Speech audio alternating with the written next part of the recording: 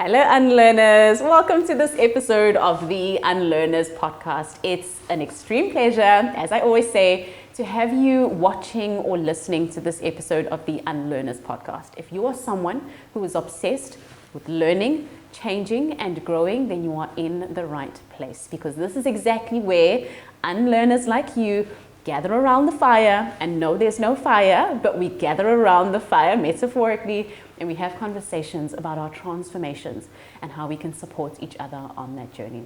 The Unlearners. Learn, change, grow. Learn, change, grow. The Unlearners.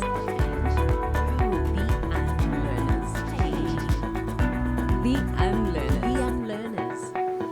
Learn, change, grow.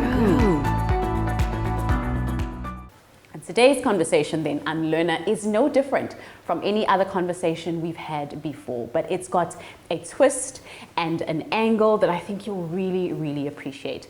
My guest today goes by the name of Shiksha Benimadho, and Shiksha does something that I think is mind-blowing. As someone who is obsessed with impact, and especially global impact with goals that matter, Shiksha, I really want you to give everyone an idea of exactly what you do, because your role currently is Africa lead at Accenture for development partnerships. But I really want everyone to get an idea of what that is. So let's park that.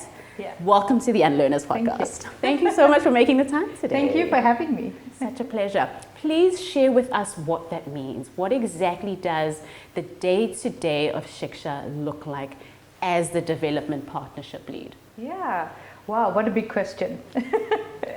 So, as you know, Accenture is a global management consulting company. There's about over 700,000 of us that walk the earth. Wow. So we're quite large. So what we do is really around strategy and consulting, and we do that in digital and technology. But a part of our strategy business is to focus on development partnerships. And this is where we offer strategy skills to donors, funders, so they can also make a difference to the world. I think within Accenture Development Partnerships, we've been making impact for over 20 years now, through the impact areas of like energy, agriculture, inclusive finance. We do things in climate and environment, livelihoods and education, which is something I'd love to chat about today. Just talking about, just humanitarian refugee, and it's all underpinned by the Sustainable Development Goals. So really what Accenture is doing is help solving some of the world challenges by using digital and technology to be able to do that.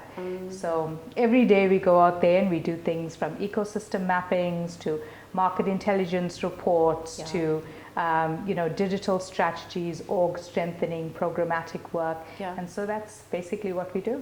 You do the stuff on the back end that doesn't sound so sexy, but makes everything else work, right?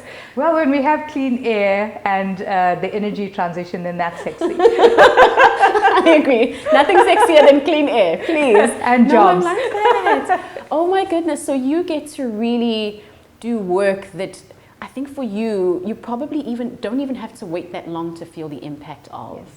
And I don't know where that comes from for you. I found that different people that work, especially in the development space, with whether it's socioeconomic and in different lenses, are people that are already impact driven. Yes. Are you finding that you've always been that kind of person? This is always the kind of work you've wanted to do? Or did you sort of stumble into it and then eventually go, this is really great work? What happened?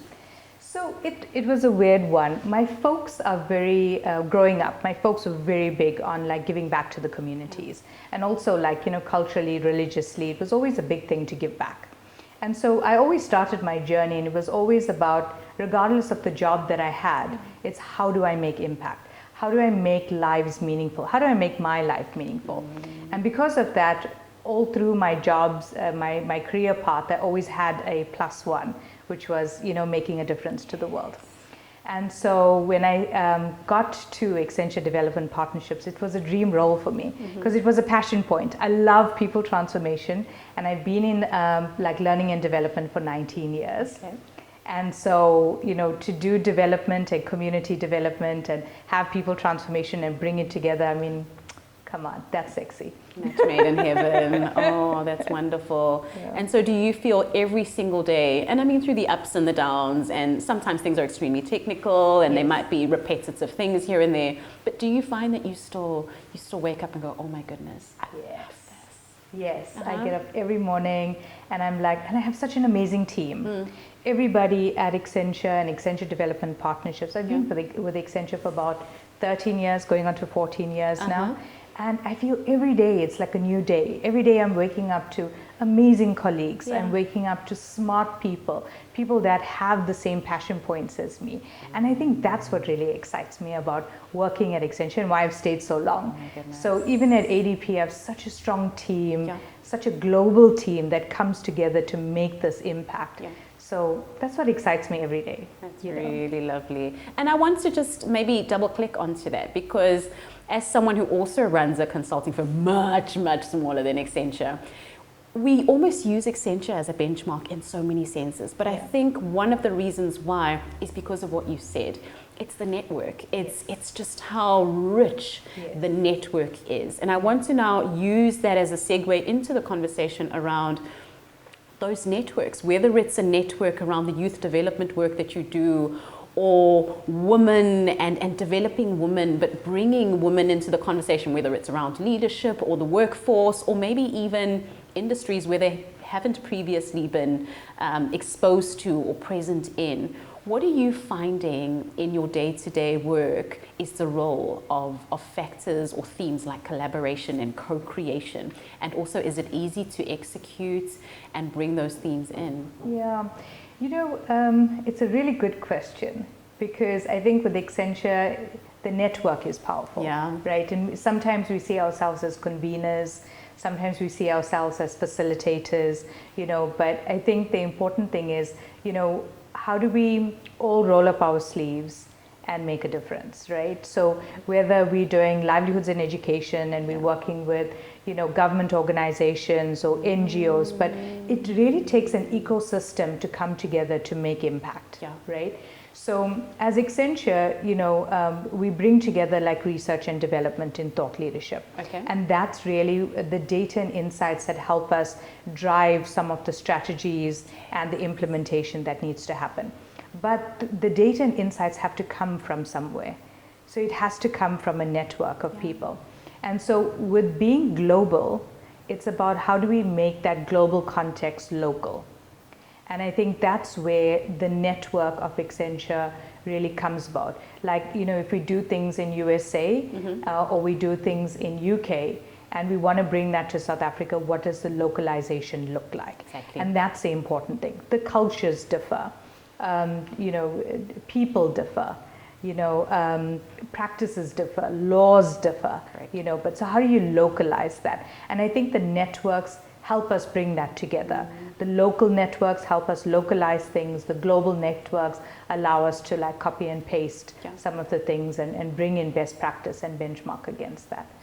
So and with that, Shiksha, what do you find individuals, not just maybe within the organizations that you're working with, but even internally, what are some of the unlearnings that need to happen with localization? Because we have this conversation consistently as a business as well with the clients we work with, the corporate clients we work with, and just how much of a struggle it can be with global organizations to contextualize products and systems and teams when you are on the ground, let's say, for example, in Africa, as compared to maybe in the UK, where the company is headquartered.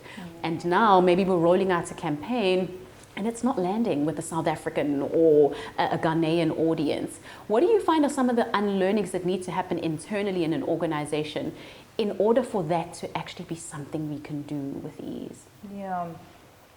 Having local people on the ground help, Right. Sometimes South Africans need to drive South African things, because that's the ways of working of the world. It's nothing that's discriminatory in any manner, So I think that's the first thing, like if you partner UK, experts with South African resources, that becomes the magic, I think, as we move through the concept of localization, it's about, one, learning the culture. What does that connectivity look like? What does that intercultural learnings look like? Because what is good for UK may not be good for South Africans. Correct. But there's nothing wrong with the way UK does things. There's nothing wrong with the way South Africa does things. It's just the culture.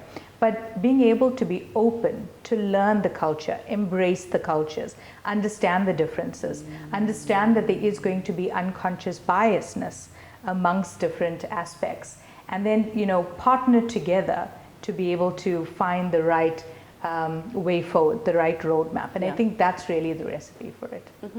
And to that biases point, I mean, that is the order of the day, right? Because, and I like the idea that you can't know everything. And so it's okay. It's okay to hold them. I think, fortunately now I'm finding, especially around unlearning, that we've gotten to a place as a society where we don't necessarily point fingers for biases. I mean, it definitely does still happen. But we've reached a point where we accept that it is a way to do life, because you cannot know everything. The brain will make inferences and assumptions because there's a gap in understanding, right? Yeah. And so that's where I want to go next, to understand from your perspective, when it comes to then the youth development work that you do, what are some of the unlearnings that you are finding, maybe the youth that you work with, maybe the women that you work with as part of the development partnerships that you hold, and I don't know, you can mention which ones are relevant. Are you finding that there are any kind of key biases that keep showing up? Whether it's, in my personal one, is the false consensus bias that I think applies quite a lot with localization and a few other things. But it's this idea that there is a general consensus among society that this is how something is done. And then you turn around and you find out, oh, it's just me at my home, and those guys don't do it like that, and those people don't. Oh my goodness, what happened? But in our minds, we have this consensus that we create based on how we're socialized. So specifically within the youth development space, what key biases or unlearnings are you finding that they're needing to do? Yeah, I mean, two aspects to it, right? So the first aspect is really around youth themselves. I think our forefathers and our parents always brought us up with this notion that we need to, if you work hard, you're going to be successful. You can be anything, you can do anything, you're going to earn money. And it was so interesting because, as I went through my own career journey, I realized that hard work is actually part of it. It is one part of being successful. The additional parts is, what does grit look like? What does relationship building look like? What does supporting other women look like? What does things of curiosity, learning cultural diversity, in order to work in the global context. These are the things that really make up the recipe to be successful. It's no longer the thing is that, oh, I've got a bum on the seat and I need to work 8 to 5, right? And if I work 8 to 5, or I work from 7 a.m. to 9 p.m., then yes, I'm going to get that promotion. It doesn't work that anymore, And so I think the dynamic needs to be changed. Youth need to be able to embrace that there's different types of critical skills that are really required in order to be successful, in their career path. So I think that's one aspect. The second aspect is, if we take a step back and we look at, and this is some conversations I've been having with a lot of organizations, learning organizations and government, etc. But I think within South Africa, we always report on youth unemployment or unemployment in buckets, right? How many is unemployed? How many are in informal labor or informal economy? But really the fact that, we should be asking and measuring how many people are economically active. I like that. Right? So whether you are on, building websites, or you are on the streets and you are, hustling or in the orange economy, it doesn't mean to say that you're in any formal bucket of I'm unemployed or I'm formally employed. It means you are economically active. It means you are making money and there is a livelihood. There's a sustainable livelihood, So I think we need to be able to open ourselves to that as people that are working in youth development. What does economically active look like? I think that's such a beautiful shift, a nice reframing, that opens us up to a different perspective that we don't previously have. And I think that just holding that perspective already creates a narrative that we feel we need to then subdue ourselves to and respond to. Do you find that that's the case in your work ever, as you start to pick up what some of these maybe blocks or walls that you encounter in the groups that you work with specifically? Do you find that there is an almost chicken and egg, where the narrative around maybe stereotypes around gender and these biases and stories are informing how people approach development or how they approach it, and then almost impacting then what results they get or how quickly the partnerships move or the development process? Yeah, it's quite an amazing thing, and I like the fact that you said chicken and egg. Yeah. You know, because I think with the youth being part of a Speak Out Nation, right, we should actually be able to leverage their thoughts, their processes, what they need, the challenges they're dealing with, in order for us to be able to understand what is going to work, right? They need to be able to drive us, to tell us what they need, right? So there's two areas. What is the demand from a labor perspective, and what is the supply in terms of the youth, and what does the youth want? What does demand or sectors want, and how do we put that together, right? And I think that's the important thing. Within South Africa, we have like almost the highest unemployment rate in the world. And because of that, we also have quite a high or large population of youth, which means, you know, we can say we have a young future, if that makes sense.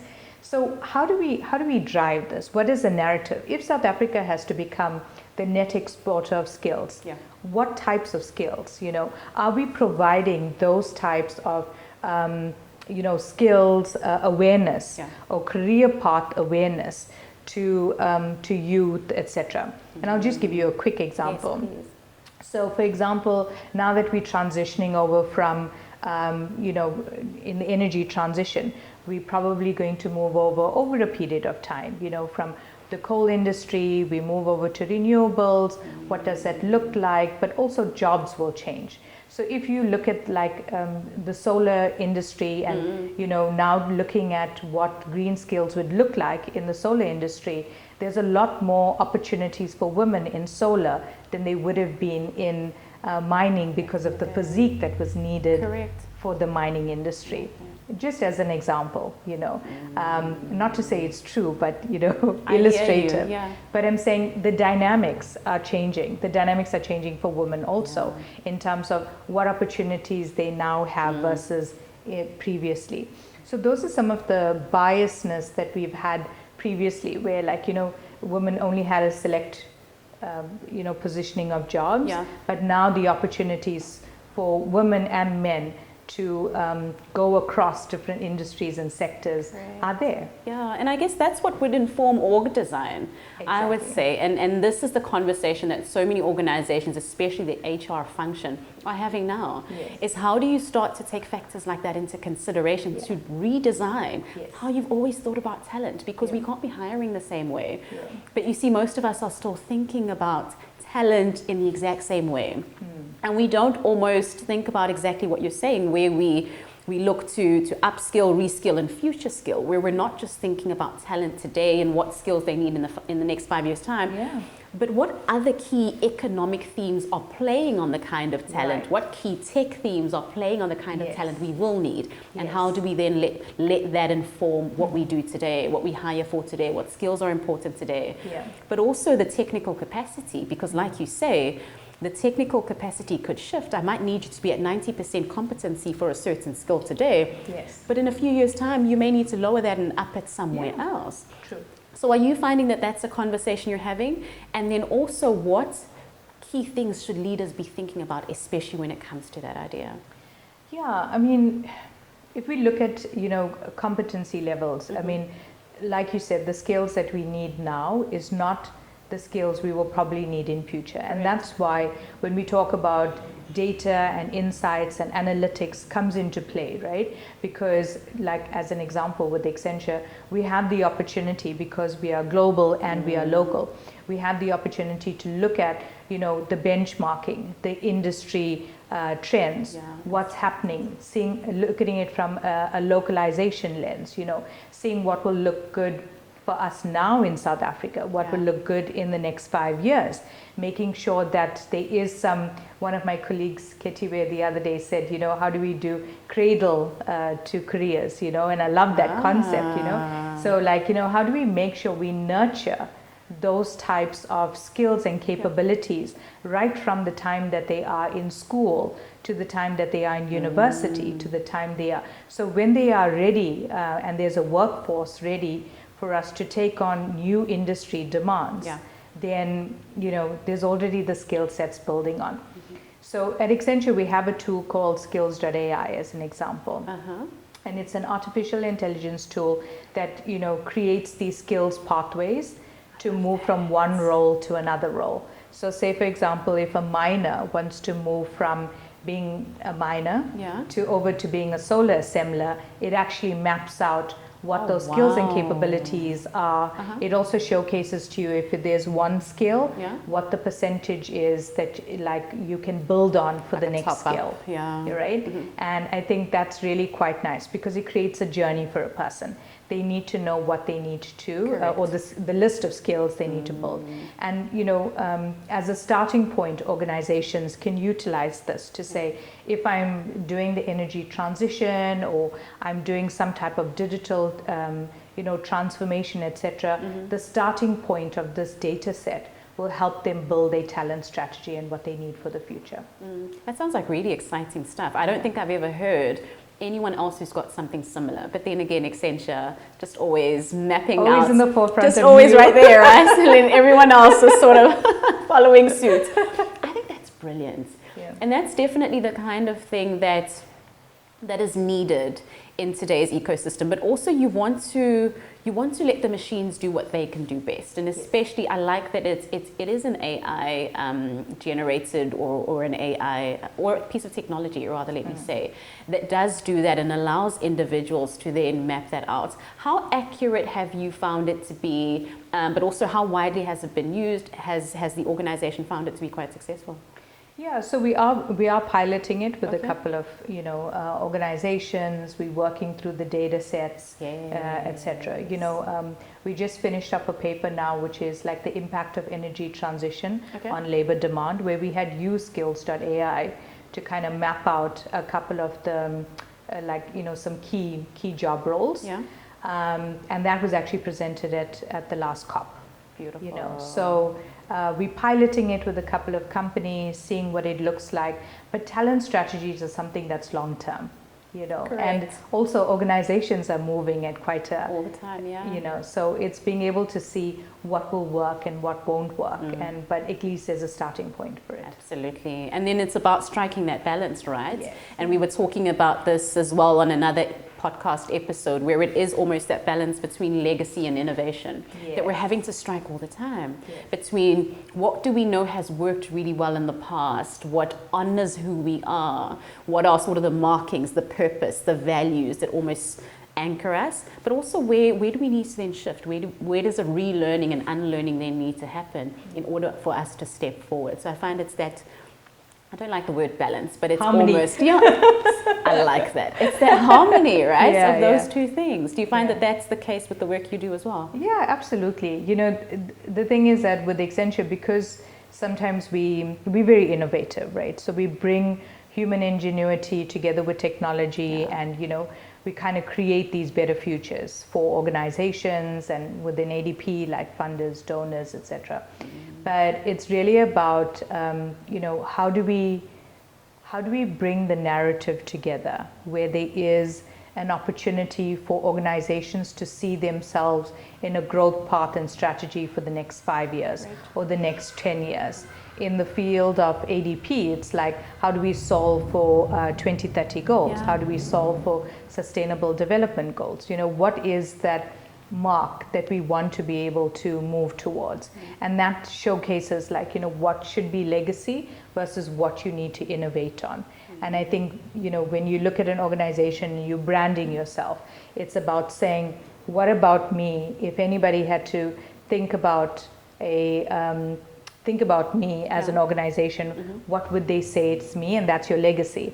And then innovation is how do I continuously improve myself and grow myself and think outside the box that will help me keep myself alive for the next 5 years or 10 years. Yes. Have you ever been to one of those retreats that when you come back, you feel like, oh my goodness, I'm a different person? Well, the Unlearning Experience is exactly one of those. Because if you go to the Unlearning Experience, you're not just experiencing a transformation retreat. You are literally taking 3 beautiful days, gifting them to yourself all the way from Friday up until Sunday, experiencing master classes that are powerful, workshops that will engage you. You are creating your journey and purpose for the coming year, taking stock of the year you are closing off. If you're someone who's transforming, the Unlearning Experience is for you. It's one of those retreats, and I'm not just saying this. This is the feedback we've received from previous retreat attendees, that the Unlearning Experience is life-changing. And so if you're ready for life-changing kinds of results, you're going to make sure you've got your ticket to the Unlearning Experience. So let's wrap up with what's next. What are you working on right now that our unlearners can look forward to and maybe stalk as well, and start to just follow and look forward to, whether it is maybe, I don't know if you are thinking of opening the platform up to the public in the next few years, but that sounds super exciting for organizations to take advantage of, or maybe work with Accenture if they want to be a part of that movement. But is there anything that you're working on right now that we can lean into and be a part of to support your work as well?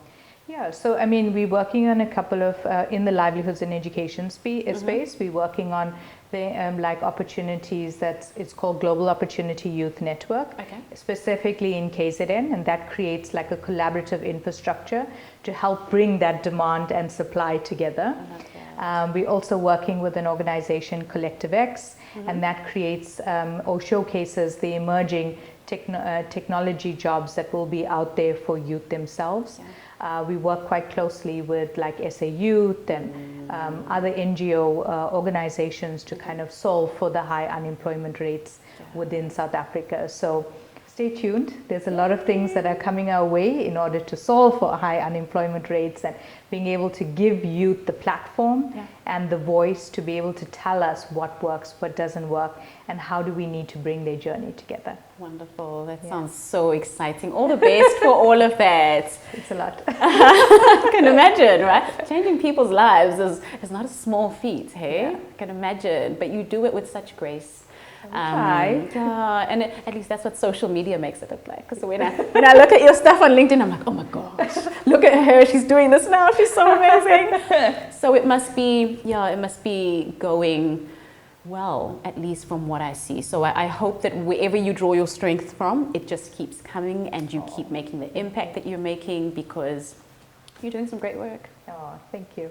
You try, it's teamwork. Yes, teamwork makes the dream work. I love that very much. Thank you so much, Shiksha, for your time today. Thank you, Zanele. It's been an honor hosting you on the Unlearners podcast. Honor for me too. Oh, thank you so much. All right, Unlearners, that's about all we've got for you today. Thank you so much for tuning into this episode of the Unlearners podcast. It has been truly one for the books, and we started off in one place and we ended in a quite a different one, which I really, really liked, because we let the conversation go where it needed to. I hope if you're a leader, a manager, but also if you're someone who is involved within the development space, you really have leaned into this conversation and walked away with something.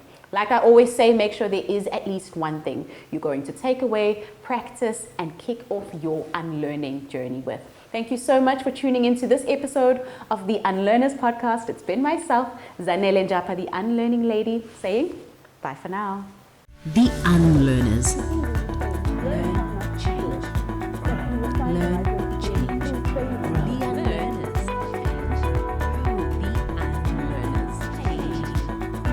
The Unlearners. The Unlearners. Learn, change, grow.